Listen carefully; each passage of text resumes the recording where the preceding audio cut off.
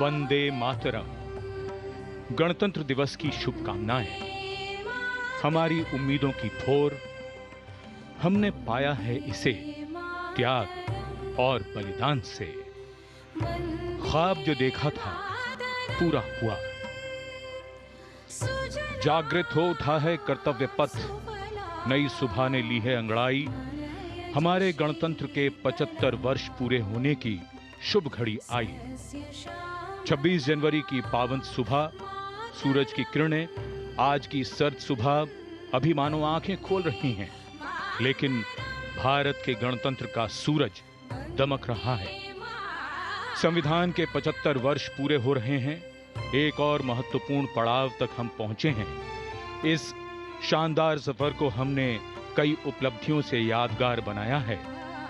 आज अपनी उसी विकास यात्रा पर गर्व करने का दिन है। ऐतिहासिक अवसर है अपने गणतंत्र पर्व को धूमधाम और भव्यता से मनाने का। कर्तव्य पथ सजा धजा एक छोर से दूसरे छोर तक सजावट के नए आयाम छूता हुआ। आज के दिन जहां भी नजर जाती है, गणतंत्र के उत्सव में रंगी हर चीज नजर आती है। कर्तव्य पथ अब विशाल मंच बन चुका है। हमारा गणतंत्र दिवस समारोह पूरी भव्यता के साथ हमें एक नए अनुभव के लिए आमंत्रित करता हुआ। कुछ ही देर में देश की सैन्य शक्ति, सांस्कृतिक विरासत और अनेकता में एकता का अद्भुत प्रदर्शन हम सबके सामने होगा।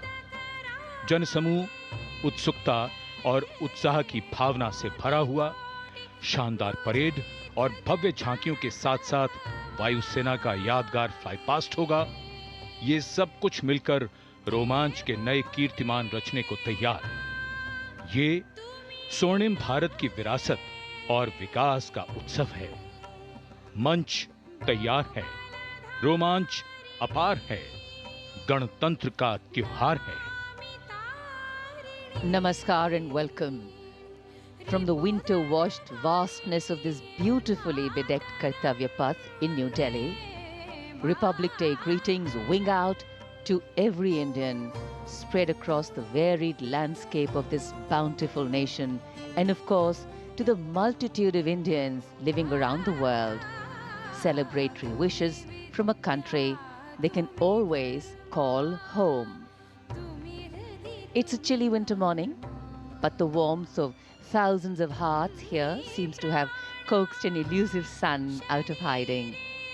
This gorgeously groomed central boulevard, Kartavya Path, in all its avatars has, of course, over the years, with pride and patience, witnessed many such celebrations. And in a short while from now, after the arrival of the President of India, Srimati Draupadi Murmu, and our chief guest for today's parade, Mr.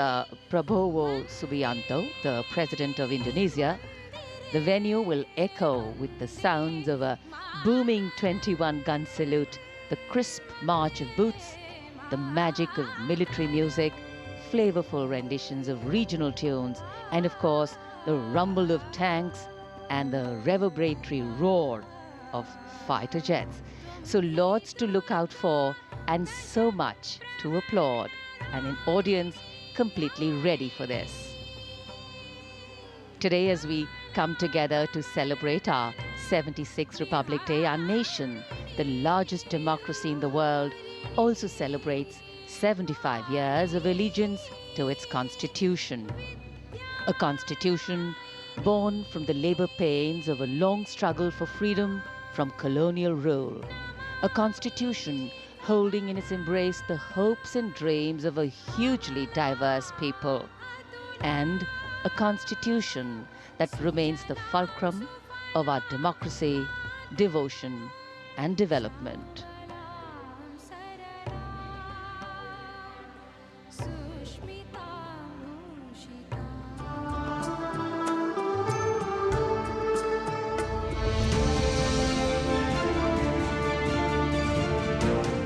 छब्बीस जनवरी सन 1950 भारत अपना संविधान अपनाकर लोक कल्याण के मार्ग पर चलने के लिए उत्सुक, तत्पर और तैयार था।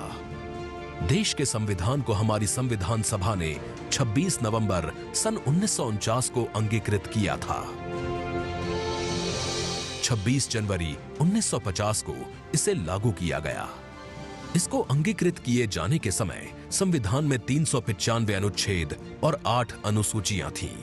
इसमें लगभग 1,45,000 शब्द थे, जिससे ये अब तक का सबसे लंबा लिखित राष्ट्रीय संविधान बन गया।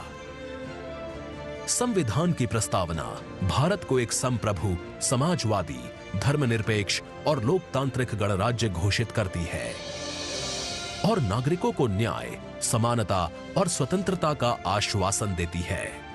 डॉक्टर भीमराव अंबेडकर को भारतीय संविधान का मुख्य रचनाकार माना जाता है।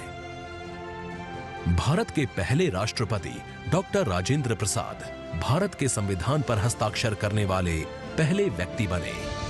आज से हम कानूनी तरीके से अपने भाग्य के विधाता बने और इस देश को शांत, सुखी और समुन्नत बनाने का सारा भार हमारे ऊपर आ गया है। जो स्वराज हमने हासिल किया है वो खोखला रह जाएगा अगर हमने देश में रहने वाले सभी वर्ग, जाति और धर्म वाले लोगों में ये विश्वास पैदा नहीं किया कि वो यहाँ सुरक्षित हैं।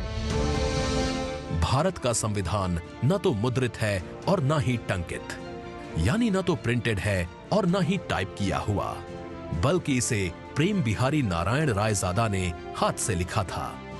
ये हिंदी और अंग्रेजी दोनों ही भाषाओं में हस्तलिखित और सुलेखित है।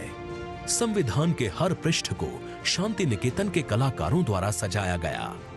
इसमें राम मनोहर सिन्हा और नंदलाल बोस जैसे कलाकार शामिल हैं। विश्व की सबसे पुरानी सभ्यताओं में से एक भारत को लोकतंत्र की जननी भी कहा जाता है। हमारी बहुरंगी विविधता और समृद्ध सांस्कृतिक विरासत है। आजादी पाने के बाद भारत ने बहुआयामी सामाजिक और आर्थिक प्रगति की है। हम कृषि के क्षेत्र में आत्मनिर्भर हैं और दुनिया के सबसे औद्योगिकृत देशों की श्रेणी में भी भारत शामिल है। विश्व का 7वां बड़ा देश हमारा भारत अलग दिखता है। इसकी विशिष्ट भौगोलिक पहचान है। हमारा संविधान हमारा पथ प्रदर्शक है और कसौटी भी। हमारा संविधान संसदीय संप्रभुता और न्यायिक सर्वोच्चता का समन्वय है। यहां संसदीय शासन प्रणाली है, एकीकृत और स्वतंत्र न्यायपालिका है। सभी नागरिकों को मौलिक अधिकारों की गारंटी है। नागरिकों के अधिकारों के साथ मौलिक कर्तव्यों का भी उल्लेख किया गया है। संविधान ने धर्मनिरपेक्ष राज्य की व्यवस्था की है। 18 वर्ष की आयु से सभी नागरिकों को मत देने का अधिकार है। सभी नागरिकों की एकल नागरिकता है, चाहे वो देश के किसी भी राज्य में क्यों न रहे। संविधान के अंतर्गत उन स्वतंत्र निकायों की स्थापना की गई है जिन्हें लोकतंत्र के रक्षक के रूप में माना गया है। भारत के संविधान ने सभी सांस्कृतिक और नैतिक भावनाओं को समाहित किया हुआ है। हमारे संविधान की उद्देशिका यानी प्रीएम्बल की शुरुआत में लिखा वी द पीपल, एक आह्वान है, एक प्रतिज्ञा है। हम भारत के लोग भारत को एक संपूर्ण प्रभुत्व संपन्न, समाजवादी, पंथ निरपेक्ष, लोकतंत्रात्मक गणराज्य बनाने के लिए तथा उसके समस्त नागरिकों को सामाजिक, आर्थिक और राजनीतिक न्याय, विचार, अभिव्यक्ति, विश्वास, धर्म और उपासना की स्वतंत्रता, प्रतिष्ठा और अवसर की समता प्राप्त कराने के लिए तथा उन सब में व्यक्ति की गरिमा और राष्ट्र की एकता और अखंडता सुनिश्चित करने वाली बंधुता बढ़ाने के लिए दृढ़ संकल्प होकर इस संविधान को अंगीकृत, अधिनियमित और आत्मार्पित करते हैं।